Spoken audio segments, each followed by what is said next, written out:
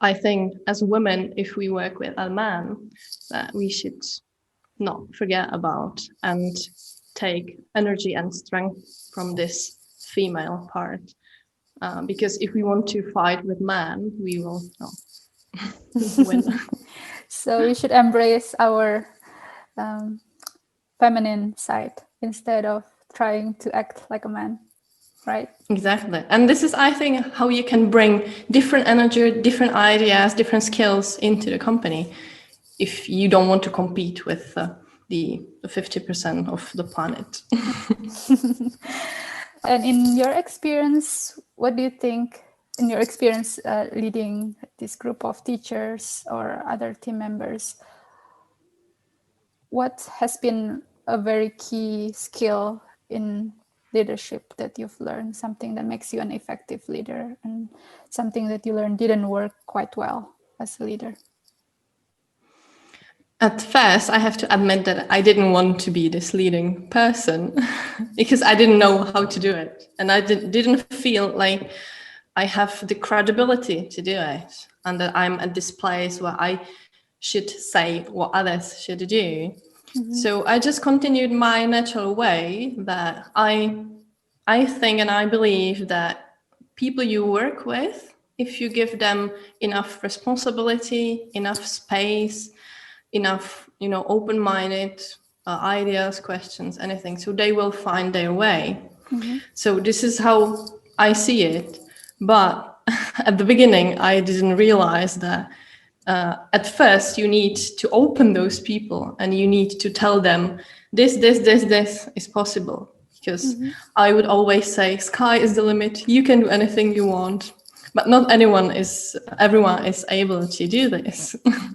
So I had to learn how to tell them, okay, you can do this. And eventually and gradually they will learn how to see more options mm-hmm. and how to work the way that I would like that the whole system, whole brand works.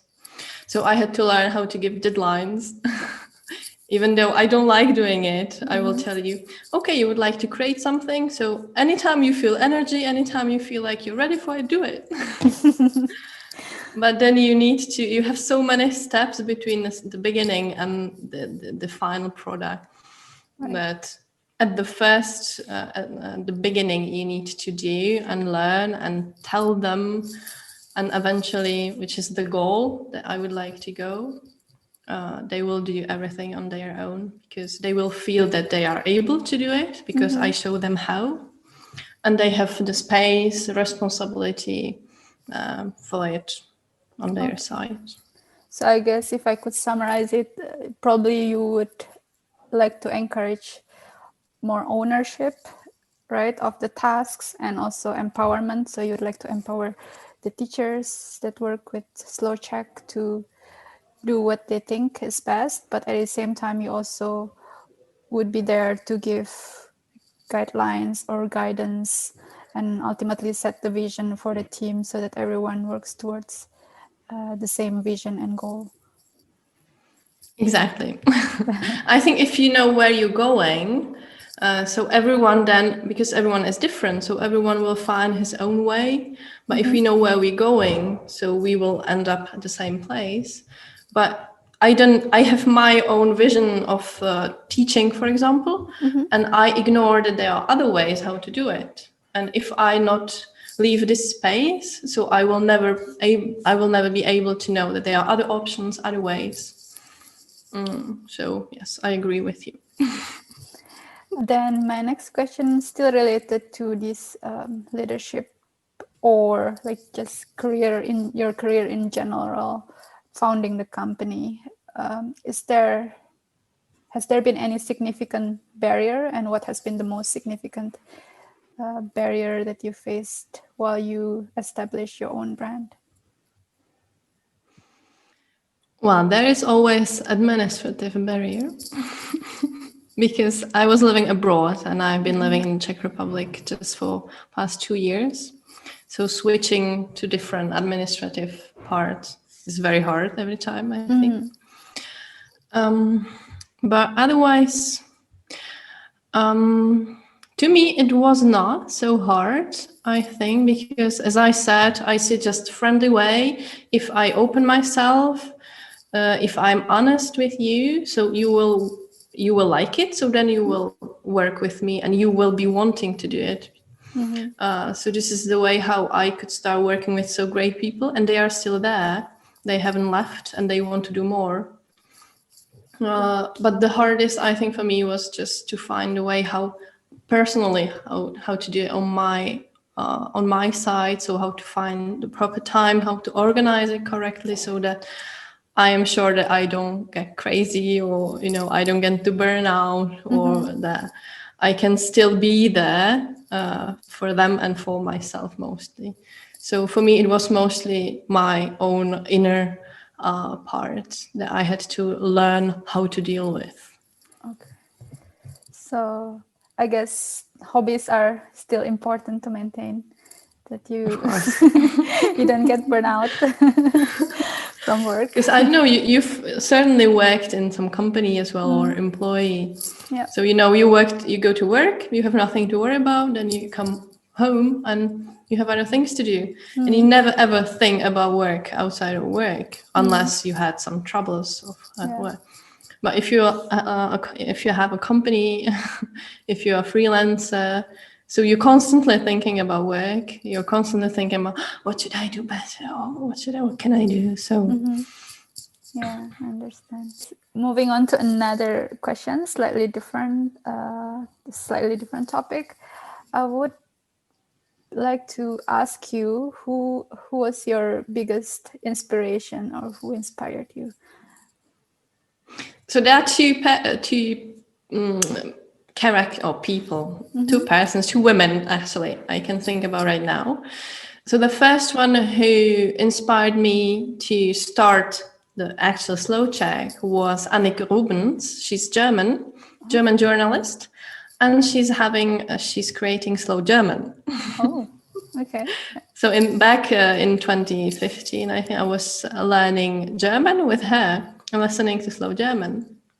So I came up with the idea, let's do slowczech, because there's nothing like that on the market. But actually, she just stayed where she was back in 2015. She's still there. So it's not the core of her business. Whereas for me, 100% of my revenues come from slowczech. Okay. And the second person who I really admire she's Czech, but she's been living in California. Now she moved and she created fitness blog, I think 15 years ago. And I've been following her from her very beginning. She got divorced, she moved, her company stopped, she created a new one. And today her name is Duska Light. And she has millions of women working out with her, and her business, she knows who her clients are. She knows how to offer them what they need, because she knows their needs. And she learned how to be this person who can lead the company. And even though she had to learn English and everything, so she's my inspiration in terms of showing as well your private part a bit, because if you know all the struggles of the person you're following, if she's opening up, then when she has some downs, so you will still continue following her, because you know her, you know why, and you will support her. And in this way, she could create a very, very, very small very like that tiny or close connection between me and her and her clients. So This is what I admire, and this is what I believe, and this is what I'm hopefully doing in slowczech as well. Yeah, so it's like also just showing that she's human and not like a superwoman. I'll come to my second last question. What advice would you give women, maybe those who would like to start their own company or business, or women who want to become a leader, maybe in a company, not in their own company, maybe in different corporations or in society, wherever they are? To me, the most important is when you have an idea, you just do it and you correct your mistakes later on. So all those, I have tons of ideas and one day I will do something, it never works. So I have an idea and in 2 days it's there.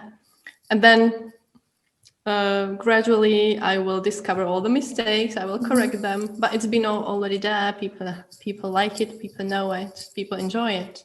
Then I react to what was good, what was not good, I improve it and I continue. Right. So to me, the most important is the action, as we were saying. And to me, the action will create the motivation, which works overall, not only in the language learning. It's not the other way around. So at first you need to do something. This is the law of to do something, which will then give you this drive, the motivation to continue, to improve, to do something different or the same. But if you will be all the time trying to find motivation, then you will never ever start with any action. So less talking and staying in your head, more action. Exactly. Yeah, you can always iterate and fix your mistakes later on, right? Based on feedback. Yeah, and as we said, we are human, so we are supposed to make mistakes. And in language learning, you have to do mistakes. So This is natural.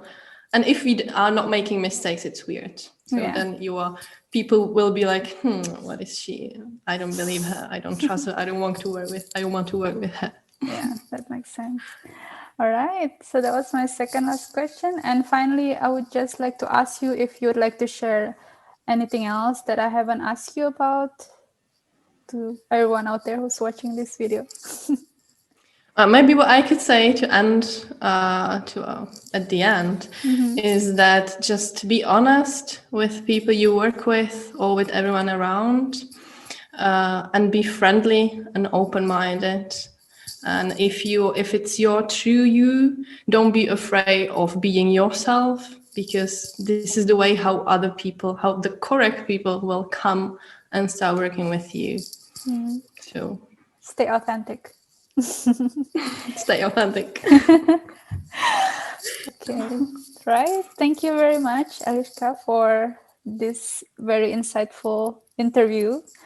And I hope everything that is good will happen to slowczech, because I think you have so many great ideas and really people should really be checking out the podcast, the videos, if they're interested in learning Czech, and also do the grammar challenge that I did. That was really, really good. Actually, 21 days of just grammar drills. Definitely learn a lot. And thank you so much. Check the slowczech website. Yes, check also the slowczech website, and I'll give you a link in the description box later. And thank you, Anat, as well. Thank you for inviting me, and thank you for this inspiring discussion with you as well. Right. Have a great day and see you soon. Thank you. You too. Bye-bye. Bye.